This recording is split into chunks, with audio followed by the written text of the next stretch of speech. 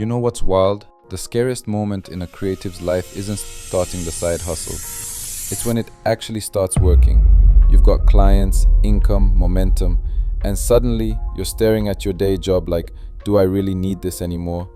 That's when the real fear kicks in. But quitting doesn't have to feel like jumping off a cliff. In this episode, I'll walk you through the exact checklist I used to know with zero doubt when it was time to go full-time on my own terms. Hey there, I'm Abdullahi Kaka. On this channel, I try to explore ideas around personal growth, finance, and inspiring global success, one story at a time. And if you find the information here useful, share with your family and friends. Perhaps it will encourage them, and you can subscribe for more. Hey, welcome back. So let's talk about the best problem a creative person can have. Your side hustle is working.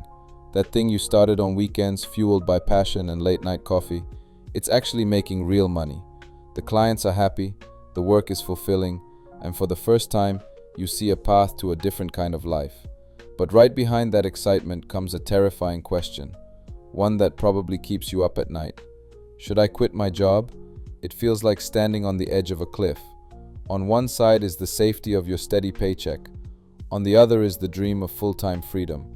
And the fear of making the wrong choice can be paralyzing. Today, I want to take the fear out of that decision. This isn't about taking a blind leap of faith. It's about building a bridge, stone by stone, so that when you walk across it, it feels solid, secure, and exciting. We're going to create a simple, data-driven checklist, the full-time freedom checklist, to tell you exactly when you're ready to make the jump.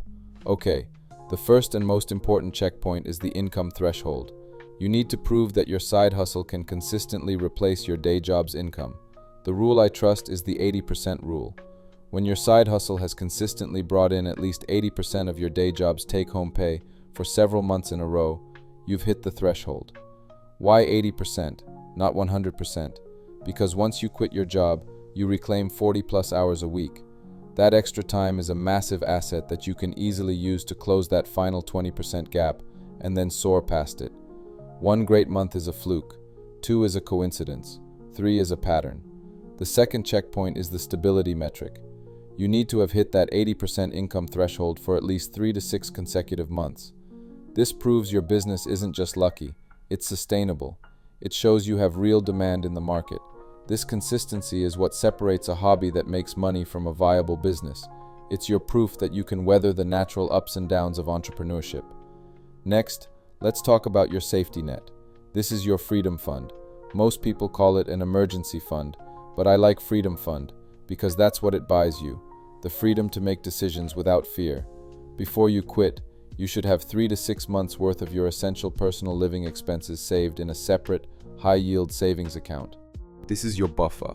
If you have a slow month, if a big client pays late, this fund ensures your rent is paid and your lights stay on. It removes the desperation from your decision-making, allowing you to build your business from a place of confidence, not panic. Finally, the fourth checkpoint is the pipeline proof. This answers the question, but what if the clients dry up?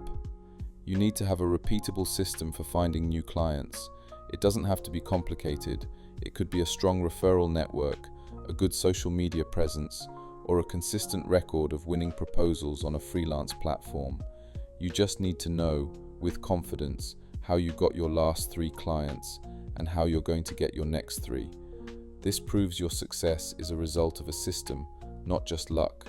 So that's the checklist. When you've hit the 80% income threshold for 3 to 6 straight months, you have 3 to 6 months of expenses saved in your freedom fund, and you know where your next clients are coming from. You're not standing on the edge of a cliff anymore. You're standing at the beginning of a bridge that you've already built. The fear might still be there. That's normal. But now you can walk across it with data on your side.